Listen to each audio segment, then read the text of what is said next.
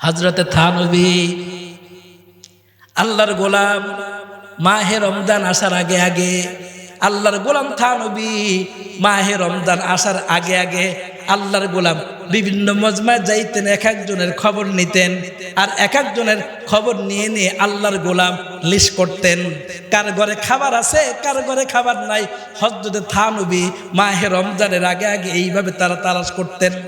আল্লাহর গোলাম থানবী কোন এক মজলিসে গিয়েছেন, এক যুবকের মুখের দিকে তাকায় দেখে ওই যুবককে জিজ্ঞাসা করতেছে যুবক, সবাইকে তিনি জিজ্ঞাসা করতেন।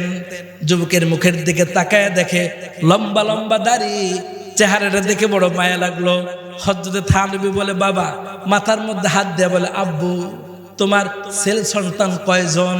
শুধু এতটুকু বলেছে, আব্বু তোমার ছেলে সন্তান কয়জন? হযরতে থানবী এই কথাটা বলতে দেরি, যুবক কান্না করতে দেরি করে নাই। জিজ্ঞাসা করছে তোমার ছেলে মেয়ে কয়জন? হযরতে থানবী হাল জিজ্ঞাসা করছে, যুবক কান্না করা শুরু করছে। থানবী ভয় পেয়ে গেছে। আল্লাহর ওলি চিন্তা করলেন আমার কোনো কথার দ্বারা সে কি দিলে ব্যথা পাইল কিনা। হযরতে থানবী যুবককে ডাক দিয়ে বলে, যুবক, আমি তো তোমাকে খারাপ কিছু বলি নাই বাবা, জিজ্ঞাসা করলাম ছেলে মেয়ে কয়জন, তুমি কেন কান্না করো? যুবক ডাক দেয় বলে, হুজুর, আপনি আমার ছেলে মেয়ের কথা জিজ্ঞাসা করলেন, আমি তো এখনো বিবাহই করি নাই। আল্লাহর গোলাম থানবী বললেন, যুবক, তোমার তো বয়স ভালো হয়েছে, বিবাহ কেন করো না? এবার যুবক হযরতে থানবীর সামনে কালগুজারি শোনাইতেছেন, হুজুর, আমি কেন বিবাহ করলাম না, শুনবেন নাকি? বলে, হ্যাঁ শোনাও, তুমি কেন বিবাহ করো নাই? এবার যুবক ডাক দিয়ে থানবীকে বলে, আল্লাহর ওলি থানবী শুনতেছেন। আল্লাহর ওলিকে ডাক দিয়ে বলে, হুজুর, তাহলে শোনেন, আমরা দুই ভাই, আমার নাম আব্দুল্লাহ, আমার বড় ভাইয়ের নাম হলো আব্দুর রহমান। আমার বড় ভাই আব্দুর রহমান, আমি হইলাম আব্দুল্লাহ। আমার বড় ভাইকে 5 বছর আগে আমার আব্বা আম্মা মিলে বিবাহ শাদী করাইছেন। বড় ভাই আব্বা আম্মা ছাড়া কিছু বুঝতেন না, মাকে ছাড়া কখনো খানা খাইতেন না, আব্বাকে ছাড়া খানা খাইতেন না। মা বাবার অনেক খেজমত করতো, কাজ কাম করে যা পাইতো এনে মার হাতেই দিত। কিন্তু আমার ভাইয়ের বিবাহের পরে 2-1 বছর যাবার পরে আমার ভাবির কথায়, আমার মাওই মা তাওর মার কথায় আমার বড় ভাই আব্বা আম্মাকে ছেড়ে তারা শহরে চলে যায়। প্রত্যেক দিন রাত্রিবেলা বড় ভাই তো শহরে চলে গেছে, একটু ভালো খাবার আশায় সন্তানদেরকে মানুষ করতে হবে, এই জন্য আমার বড় ভাই চলে গেছে শহরে। কিন্তু হুজুর, প্রত্যেক দিন রাত্রিবেলা আমার আব্বা আর আম্মার কান্নার আওয়াজ পাই। আমার আম্মা কাঁদতে থাকে, ওগো আব্দুর রহমানের বাপ, অনেকটা দিন হয়ে গেল, আব্দুর রহমানকে দেখতে মনে চায়, আমি আব্দুর রহমানের কামাই খাইতে চাই না, আমার একটা বার আব্দুর রহমানকে দেখার সুযোগ করে দাও, আর নাই আমার আব্দুর রহমানের কাছে নিয়ে যাও। হুজুর, আমার আব্বা আম্মা তো মূর্খ মানুষ, শহরের অলিগুলি চিনবে না। আমার আব্বা বড় রাগ, যে সন্তান তোরে ছাড়া কিছু বোঝে না, আমাকে ছাড়া কিছু বুঝতো না, ওই সন্তান বিবি পেয়ে তোরে ভুলে গেল, তুই কেন তোর সন্তান কি বলতে পারস না? আমার মা উত্তর দেয়, তুমি তো বাপ, তুমি তো বুঝবা না, এই পেটটার মধ্যে 10 মাস 10 দিন ওরে নিছি, আব্দুর রহমান আমার প্রথম সন্তান, ওরে আমি বলতে পারি না, লও আমার একটু চলেন, আমাকে একটু নিয়ে যাও। গত কয়েকদিন আগে রাত্রেবেলা আমার একটু ফিরতে দেরি হয়েছে, এরপরে গেলাম বাড়িতে, মাকে ডাক দিলাম, মা ঘুম থেকে উঠা আমারে খানা দিতেছে, আর দেখি জনম দক্ষিণী মায়ের এই চোখ বেয়ে বেয়ে পানি পড়তেছে। আমি খেয়াল করলাম মা কান্না করতেছে, আবার দেখি চেহারার মধ্যে দাগ, 5টা আঙ্গুল আমার বসে গেছে। হুজুর, আমার মা দেখতে খুব ফর্সা সাদা মানুষ, চেহারার মধ্যে 5 আঙ্গুল বসে গেছে। আমি বারবার খাবার বন্ধ করে বলছি, মা কান্না করো, আবার তোমার গায়ের মধ্যে দাগ দেখা যায়, কে তোমারে মারছে একটা বার বলো, আমি তাকে উচিত শিক্ষা দিব। ঘর থেকে আমার আব্বা উঠে আসছে, আয়েশা বলে, রে আব্দুল্লাহ, দুনিয়ার কেউ তোর মাকে মারে নাই, আমি মারছি। আমি জিজ্ঞাসা করলাম, আব্বা আম্মারে কেন তুমি মারলা? বলে, আব্দুল্লাহ, তোর মা প্রত্যেক দিন জ্ঞান জ্ঞান করতে থাকে, মারছি আজকে 3টা দিন পার হয়ে যায়, তোর মা মুখে পানিও দেয় না, আর শুধু বলে আব্দুর রহমানকে না দেখলে আমি আর মুখে পানি দিব না, আমার আব্দুর রহমান আয়না দাও। আমি রাগ করে তোর মার গালের মধ্যে চর বসায় দিছি।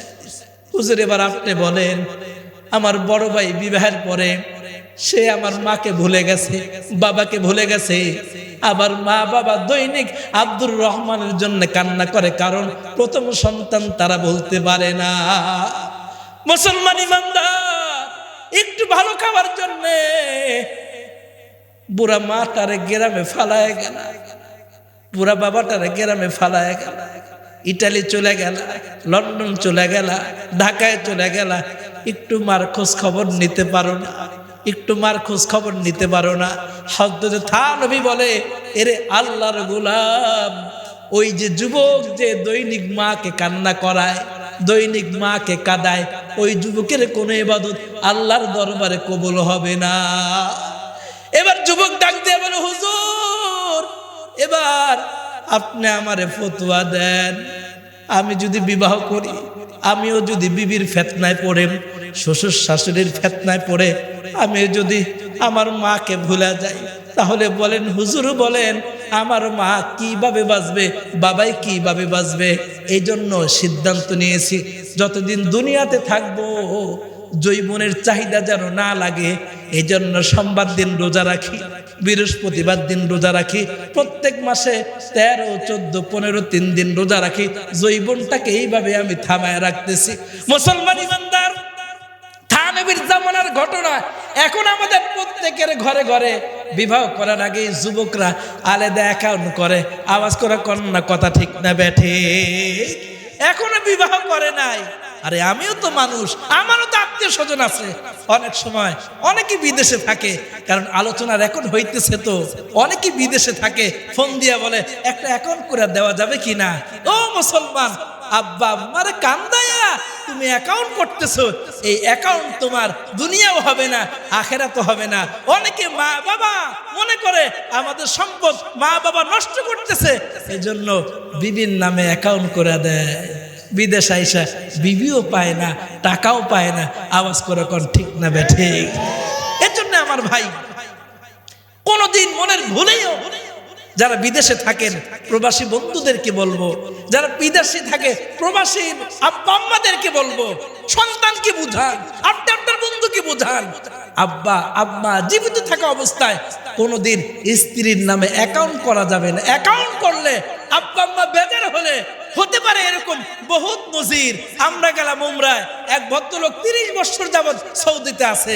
উনি বলতেছেন, হুজুর বেশি খাওয়ার লোভে 10 বছর মা বাবার নামে অ্যাকাউন্ট ছিল, এরপরে বিবির নামে অ্যাকাউন্ট করলাম, এরপরে 18 বছর পরে দেশে গেলাম। নোয়াখালীর ঘটনা, 18 বছর পরে গিয়া দেখি বিবিও নাই আর আমার জায়গা জমিও নাই, সব তো বিবির নামে, করলা বিবির নামে, বেশি খাবার লোভে। এজন্য আব্বা আম্মা জীবিত আছে, আব্বা আম্মা তোমার আমার দুশ্মন না রে যুবক, কিন্তু তোমার আমার বোঝার ভুল। তোমার চাইতে আমার চাইতে অনেক বেশি আমার আব্বা আম্মা আমার জন্য ফিকির করে, অনেক বেশি ফিকির করে। হয়তো তুমি এটা বোঝো না, তোমাকে বুঝতে হবে।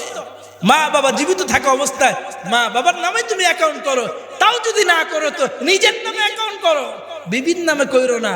বিবির নামে করলে অনেক সময় দেখবা বিবিও গেছে, তোমার টাকাও গেছে। আর প্রবাসী মা বোনেরা এখানে যারা আমার আলোচনা শুনতেছেন, আছে এক প্রবাসী ভাই ফোন দিয়ে অনেক কান্না করছে। তখন দুপুর সম্ভবত 1টা বাজে।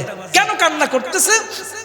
আমরা মা বাবারা, প্রবাসীর মা বাবারা, আমার আলোচনা শেষের দিকে প্রবাসী মা বাবারা আমরা সন্তানকে প্যারা দিতে থাকি, এরে বারবার ফোন দিতে থাকি, ও বুঝে আসছে তুমি এখন টাকা পয়সা বউরে পাঠাও, তুমি তোমার শ্বশুর শাশুড়িকে দাও, আমার ভুলে গেছে, এখনই ভুলে গেলি, যা যা তোর আর টাকা পয়সা লাগবে না। কিন্তু আমার ভাই, হাতের 5টা আঙ্গুল যেরকম এক না, সব প্রবাসী কিন্তু এক না। অনেক প্রবাসীর কাজ কাম নাই, কিন্তু এটা মাও বুঝতে চায় না, বাবাও বুঝতে চায় না, বিবিও বুঝতে চায় না, শ্বশুর শাশুড়ি বুঝতে চায় না, প্রবাসীর ভাই বোনও অনেক সময় বোঝে না। বলছে ভাইজান একটা মোবাইল পাঠায় দিও, অমুক ভাই দেশে আসতেছে, বেচারার কাজ নেই, কোত্থেকে পাঠাবে? আমার 2 ভাগিনা দেশের বাইরে থাকে, একজন সৌদিতে, একজন মালয়েশিয়াতে।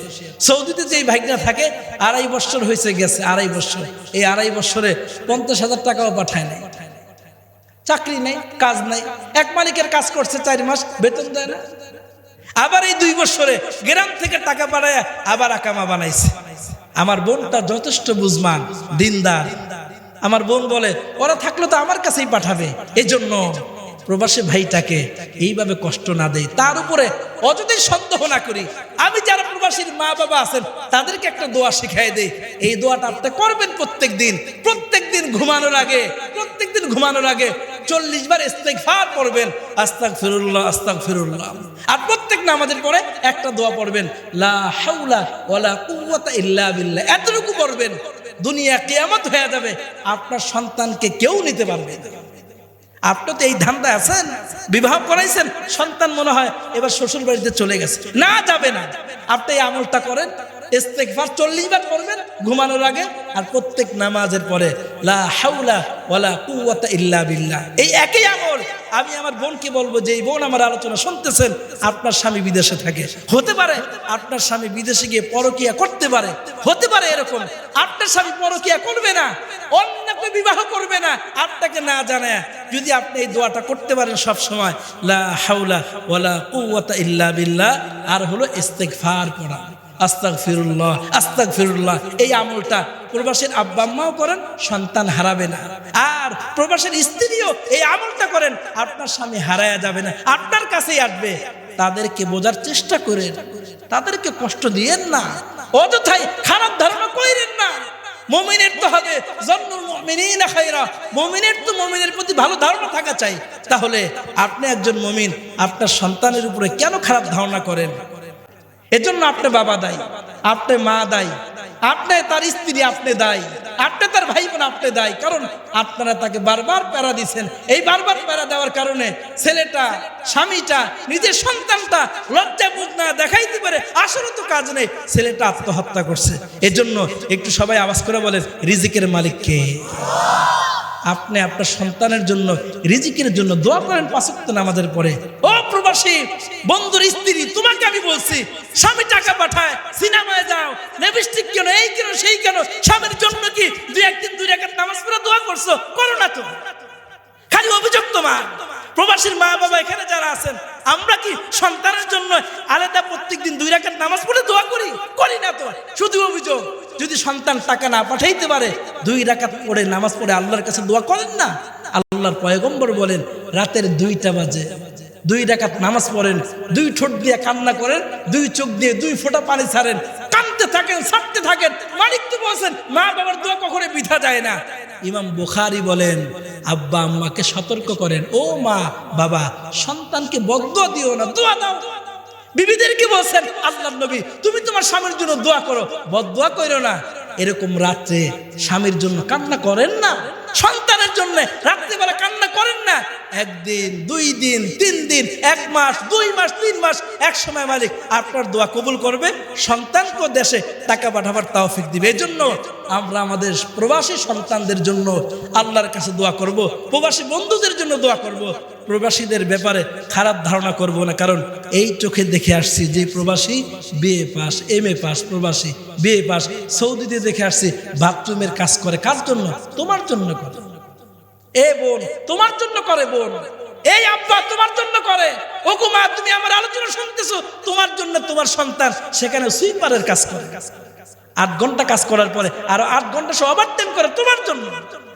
এরপরও যদি প্রবাসী ওই ছেলেটাকে, প্রবাসী ওই বন্ধুকে, প্রবাসী স্বামীকে যদি আমরা খারাপ ধারণা করি, না দিতে পারলে, তাহলে টাকা দিলেই আমি সবচেয়ে ভালো ছেলে, টাকা দিলে সবচেয়ে ভালো স্বামী, টাকা দিলে সবচেয়ে ভালো ভাই, টাকা দিলে সবচেয়ে ভালো দুলাভাই, টাকাই সবকিছু।